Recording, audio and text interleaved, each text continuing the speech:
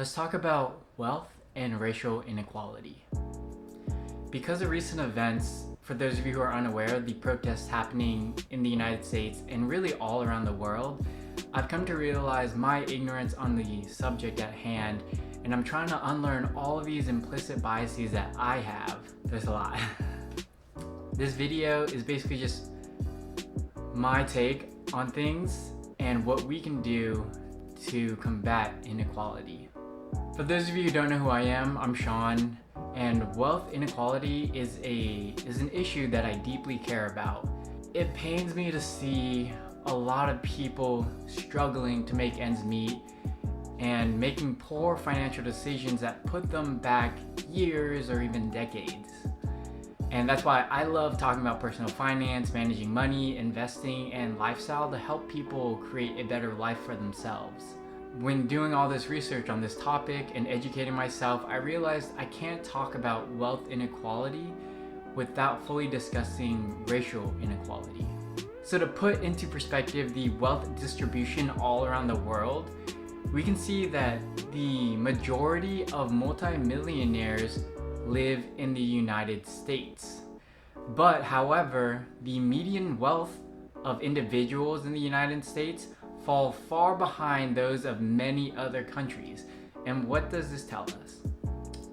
It tells us that the money in the United States is heavily concentrated in a few select individuals.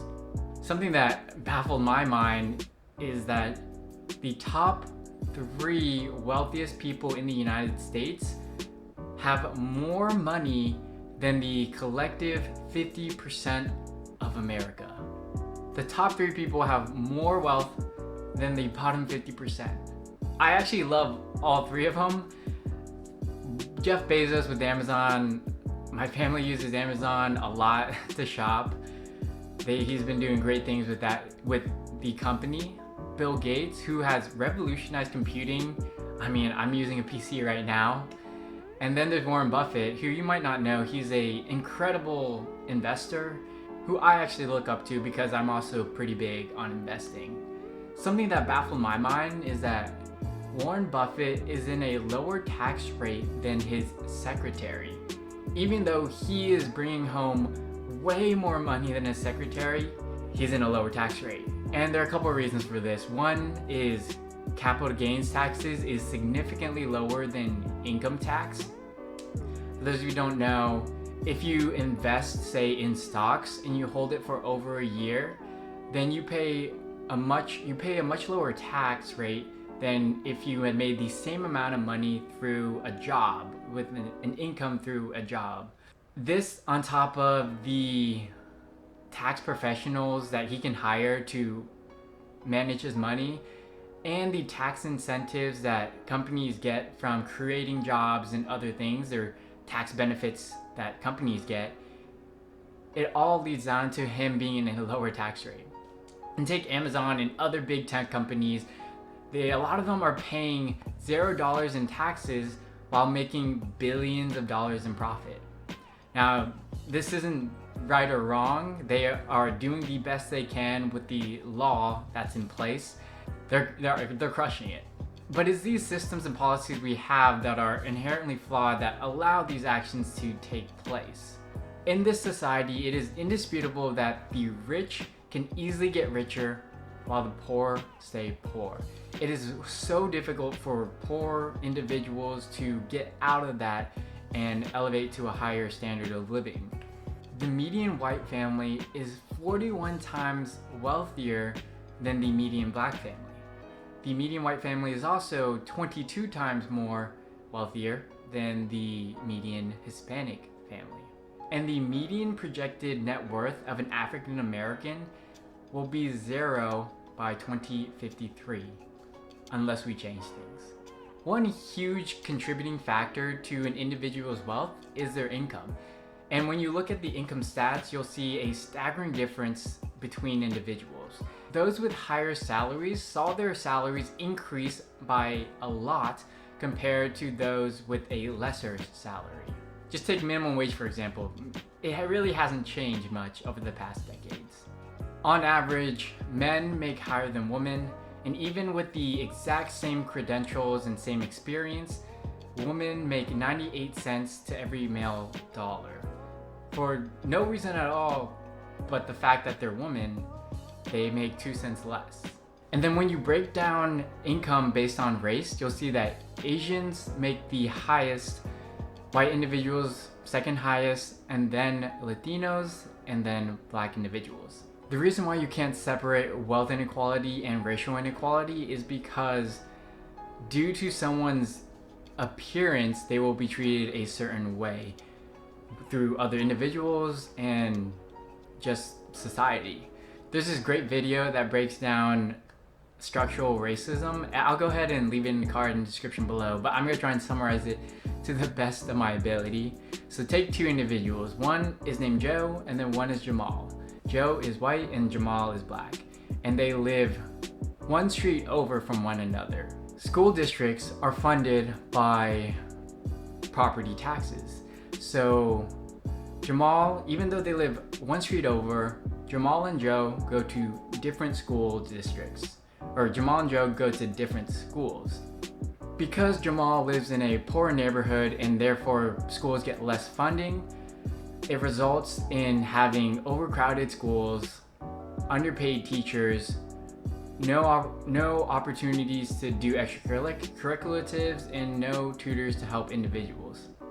Whereas Joe goes to a well-funded school, a great teacher to student ratio, and has plenty of opportunities to try sports and other extracurricular activities.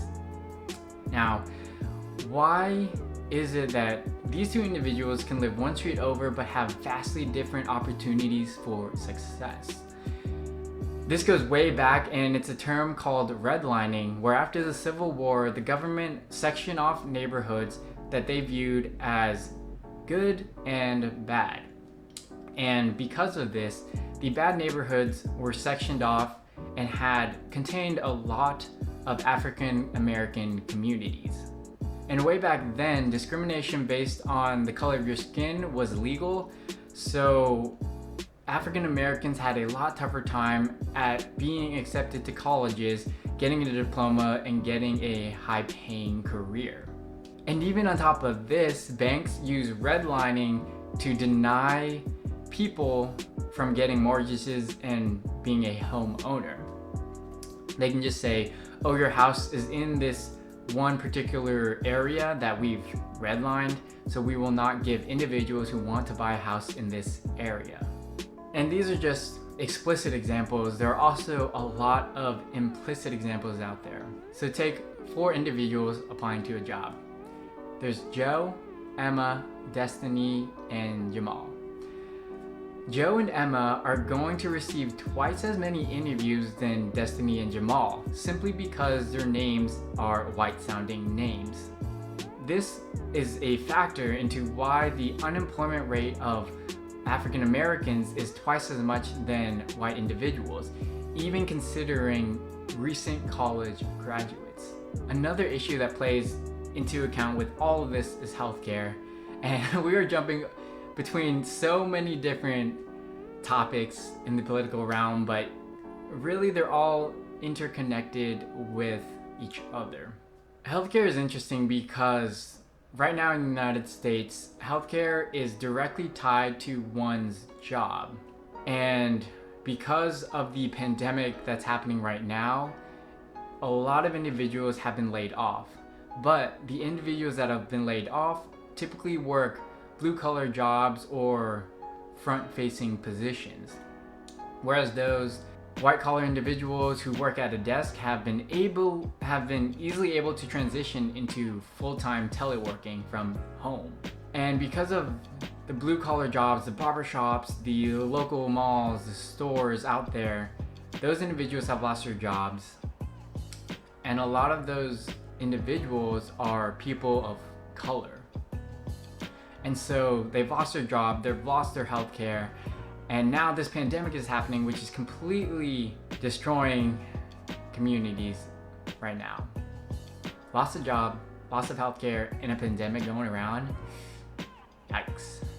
Individuals in low-income neighborhoods are more likely to be involved in gangs or other tough situations because it's hard to see a way out when you're struggling to get by. This, on top of the implicit biases that police have, results in people of color being arrested more often than white individuals. And another thing that I want to touch up on that I believe is so powerful, but it oftentimes is underlooked, is the power of representation. And having individuals out there that look like you in a position that you aspire to be in is huge. Knowing that someone else has done it makes you believe that you can do it as well. One example that just came to my mind is no one was able to run a sub 4-minute mile for the longest time. And then one individual broke that 4-minute mile, and then all of a sudden so many individuals were breaking the 4-minute mile too. It's just so hard to pioneer something, being the first individual to do something. It's tough, but as soon as other people do it, you can see it's possible and you're much more likely to obtain it.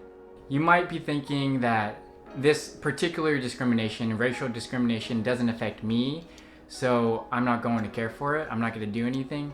I'm not one to judge. I believe people should do what they want with their own time. But there might come a time where what goes around comes around, and there could be an issue that you really deeply care for, but no one else will support you. Why should someone stick up for you when you don't stick up for other people? So what can we do? There are two things that we can do to enact change. One is awareness, and two is to vote. You can start with yourself first. So educate yourself on the topic at hand, and then also try to unlearn the implicit biases that you believe are wrong. It's tough. We all grow up with our own experiences, form our own biases, and it's really challenging to change those. Especially older people who have a lifetime of experiences and prejudices. It's almost like you can't teach new dogs. It's almost like you can't teach old dogs new tricks. But do what you can for yourself and make that step in the right direction. And also vote. Vote on policies. Support politicians who are trying to combat the systemic discrimination against individuals. No matter what gender you are, no matter what race, sexual orientation, religion, all of these individuals deserve to be treated equally. In the example of Joe and Jamal, one thing to help bridge the gap between the opportunities that Joe and Jamal had was to not make school funding based on property taxes. This allows school districts to obtain the same resources as each other. One thing I mentioned is that Amazon and other tech companies are profiting billions of dollars while paying zero in taxes. And right now the tax laws are set up so that they can do that. But something that could help combat this would be a value-added tax. So companies are taxed at every step through the process, and ultimately when they sell, and then also when they sell a certain product, they get taxed. And by getting taxed from these companies, we can use that money towards other places to help out more individuals. Another policy that I think would greatly help many Americans out there is a universal basic income. And basically what that is everyone is given, let's say, $1,000 every single month, free and clear, and for doing nothing. So just being a citizen of the country that you live in. At least in America, 78% of individuals live paycheck to paycheck. And while there are individuals who make 100K but also spend 100K, there are a lot of people who don't make nearly as much as that, and they're just struggling to get by, putting food on the table, making rent payments, and all sorts of things. And so having that cushion, that baseline standard of living, would help a lot of individuals out. It also gives value to jobs not given economic value right now, such as stay-at-home parents who live at home, they don't make any money, so in terms of GDP, their economic value is zero. And another thing is you can donate to causes that you care about. If you have discretionary income or you deeply care about something, then donate. And lastly, have conversations with people.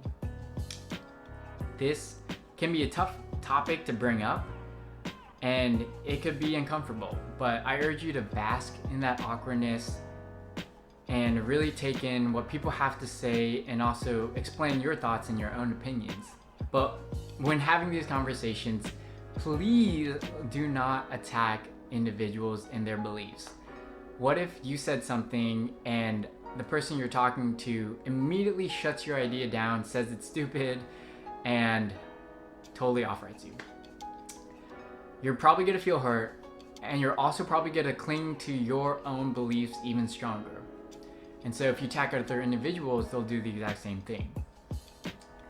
Now, just be open to opposing sides, have a healthy discussion, and bring awareness to the causes you care about.